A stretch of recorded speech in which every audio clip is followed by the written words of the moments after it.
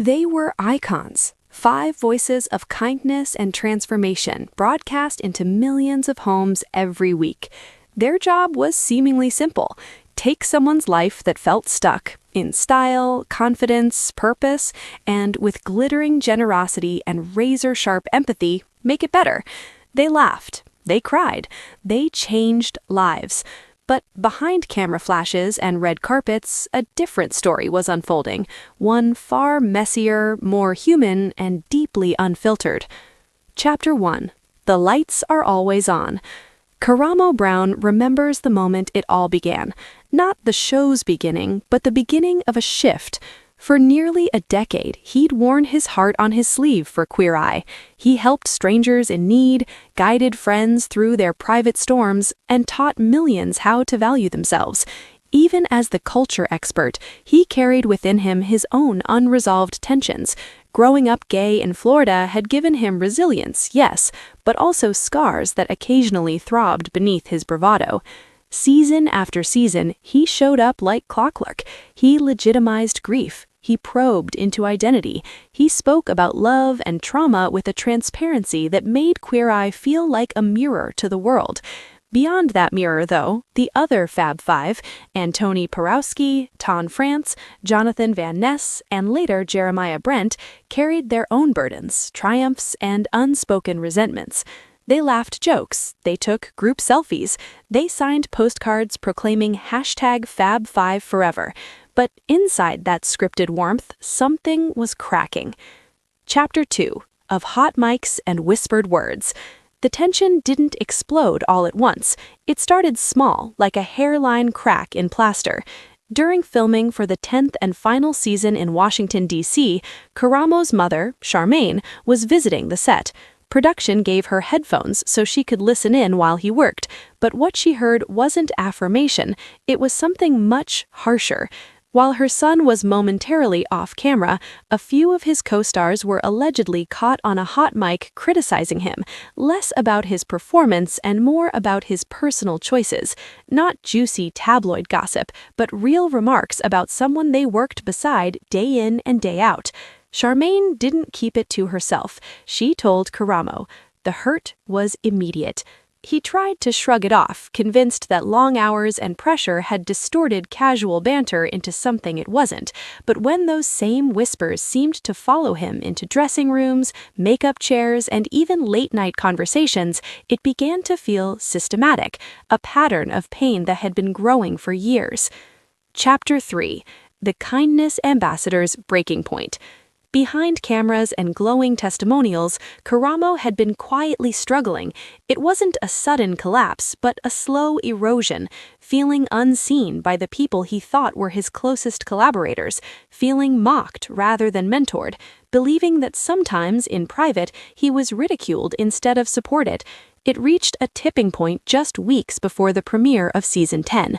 A major press tour was scheduled, interviews on CBS Mornings, Today with Jenna and Chanel, and more. A chance for the cast to promote their final season, to give thanks, to bask one last time in the glow of shared success. Karamo didn't show up.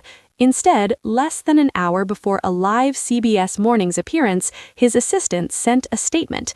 Karamo would not be attending. He had been advised by his therapist to protect his peace and was worried about being bullied if he appeared alongside his co-stars. This wasn't a PR spin, it was an emotional declaration. The kindness ambassador needed kindness himself. Later, he posted a heartfelt video message saying he'd been feeling mentally and emotionally abused for years, though he never named specific people. Instead of glamorous group photos, the world saw an empty chair on stage. Chapter 4. Public Rift, Private Pain. The internet caught fire. Social media users zoomed in on who Karamo still followed on Instagram and who he didn't. He unfollowed Antoni, Ton, and Jonathan, but still followed Jeremiah, the newest addition to the cast. Fans whispered, did they really trash talk him? Are they a toxic group behind the scenes? Is this the end of the Fab Five? The remaining cast members reacted with measured care. Antoni called Karamo's absence surprising, but acknowledged that long-term teamwork doesn't erase real emotion. Jonathan, often the most effusive about emotional health, applauded Karamo for prioritizing himself. But beneath these statements was a palpable sense of hurt, confusion, and genuine concern that their decades of friendship were fracturing live on television.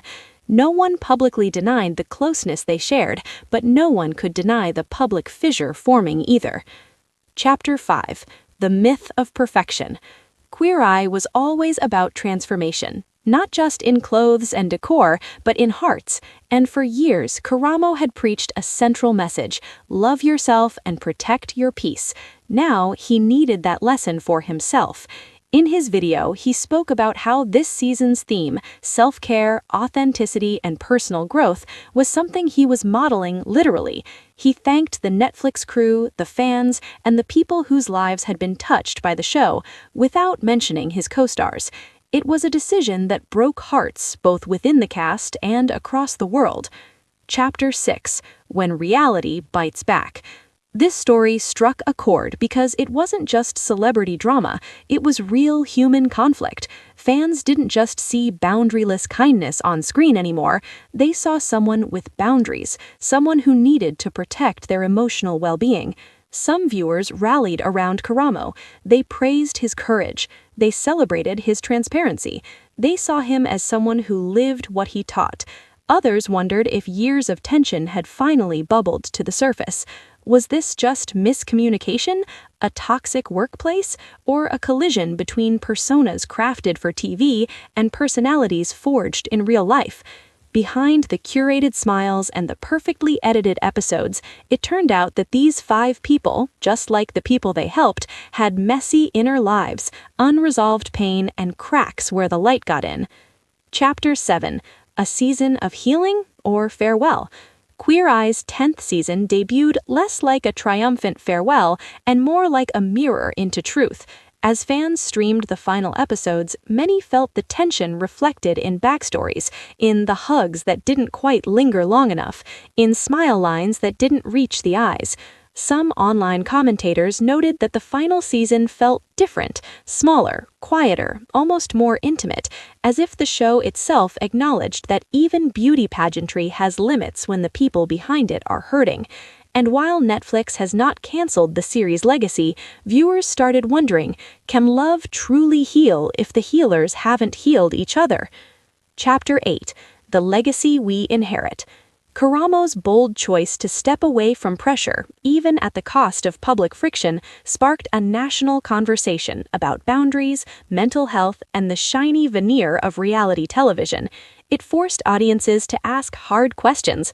What do we owe the people who entertain us? Do we expect too much emotional labor from TV personalities?